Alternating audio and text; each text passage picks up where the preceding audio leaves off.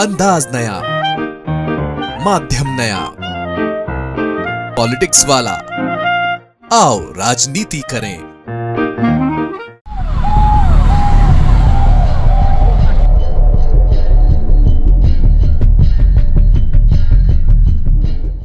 पहलगाम हमले से देश सदमे में है और गुस्से में भी।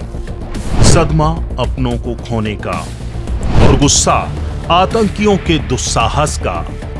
सोशल मीडिया पर भी लोग जमकर अपनी भड़ास निकाल रहे हैं, लेकिन इस सब के बीच वरिष्ठ पत्रकार, कवि और बीबीसी के संपादक रहे निधीश त्यागी ने न सिर्फ इस घटना का विश्लेषण किया है, बल्कि तीखे सवाल भी किए हैं।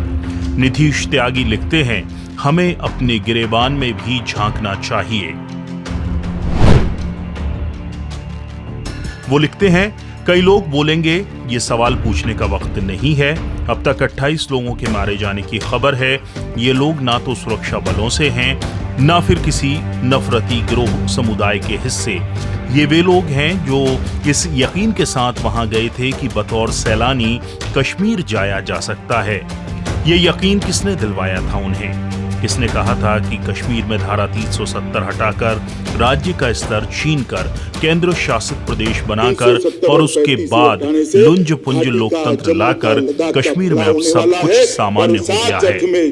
जम्मू कश्मीर ये 370 और 35 से हटने के बाद मान्यवर भारत का अभिन्न अंग बन गया। जब श्रीनगर तक में शुक्रवार को वहां की सबसे बड़ी मस्जिद में नमाज पढ़े जाने से सरकार असहज थी, तो फिर सैलानियों के लिए सब कुछ सामान्य कैसे था? जब वहां के स्थानीय लोगों, पत्रकारों के साथ सरकार तुर्शी के साथ लगातार पेश आती रही है, तो फिर सैलानियों के लिए कश्मीर सुरक्षित कैसे था? जब वहां की सरकार खुद जरा सी बात पर खतरे को महसूस करने लगती है। इतनी बड़ी फौज, पैरामिलिट्री, पुलिस, जासूस, खबरी नेटवर्क के बाद भी इतनी आसानी से आतंकवादियों का गिरोह कैसे आकर चोट कर जाता है? चाहे पुलवामा हो या फिर पहलगाम, ये सब उस इलाके में हो रहा है जहां प्रति व्यक्ति बंदूक लिए चलते सुरक्षाकर्मी की तैनाती शायद दुनिया में सबसे अधिक है। हम लोग फौजी हैं।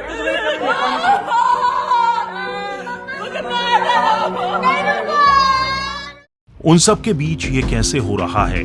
इतने सारे चेक पोस्ट, इतने सारे इंतजाम, इतने सारे ड्रोन, फिर भी ऐसा कैसे है कि आतंकवादी इतने आराम से हमले करके चले जाते हैं? कश्मीर के व्यापारियों के लिए दो सबसे बड़े व्यापार हैं, एक पर्यटन और दूसरा सेब। इस हमले के पीछे अगर स्थानीय लोग हैं तो ये अपने कारोबार पर ही कुल्हाड़ी मारना है। अभी तक आतंकवादी ज्यादातर सुरक्षा बलों को निशाना बनाते रहे हैं, पर अगर सैलानियों को निशाना बनाया जाने लगा है तो ये थोड़ा बदले हुए अंदाज हैं। बजाय छाती ठोककर भभकियां देने के सरकार और हम सबको अपने गिरेबान में झांक कर देखना चाहिए कि गफलत कहां हो रही है। अभी सब आश्चर्य जता रहे हैं, प्रधानमंत्री से लेकर नीचे तक, पर यह तो एक प्रेस नोट या ट्वीट भर है। पुलवामा के इंटेलिजेंस फेलियर की जवाबदेही किसकी है और उस पर क्या कार्रवाई हुई, देश को नहीं बताया गया। इस तरह की उम्मीद पहलगाम को लेकर भी कैसे की जा सकती है? इस बारे में सोशल मीडिया में दिन भर सांप्रदायिक दुष्प्रचार चलता रहा। अगर सरकार जिम्मेदार है और गंभीर भी, तो इस पर ध्यान देना चाहिए था। कोई तथ्य की पुष्टि नहीं, कोई जांच परख नहीं। जब सरकार और राजनीति ही प्रोपेगेंडा आधारित नैरेटिव पर आधारित हो, तो इस हमले की आग देश में फैलने से कौन रोक सकता है? और कश्मीर में आग लगाकर सियासी रोटियां सेकने के लिए सबसे बड़ा लाभार्थी कौन है, सबको पता है। इसका असर हर उस कश्मीरी पर पड़ता है जो अपने राज्य से बाहर पढ़ाई या रोजी रोटी के लिए निकलता है।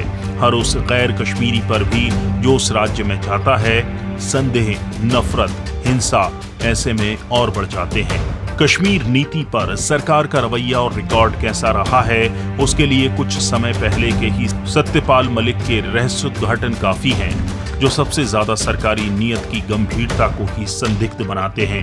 पर सरकार के पुराने खटरागों से ये उम्मीद की जा सकती है वह बड़े बयान देगी, सच को छिपाने की कोशिश करेगी, जवाबदेही तय नहीं करेगी, जैसा चीनी सीमा पर हुआ और पुलवामा पर भी।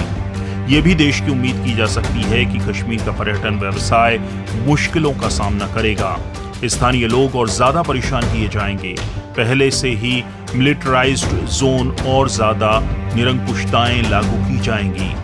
आम आदमी की जिंदगी और मुश्किल होगी और कश्मीर के बारे में देश की संसद में, मुख्य धारा के मीडिया में, सरकारी प्रोपेगेंडा में कई बेतुके और बेमतलब के दावे किए जाएंगे कि कश्मीर में अब सब ठीक है।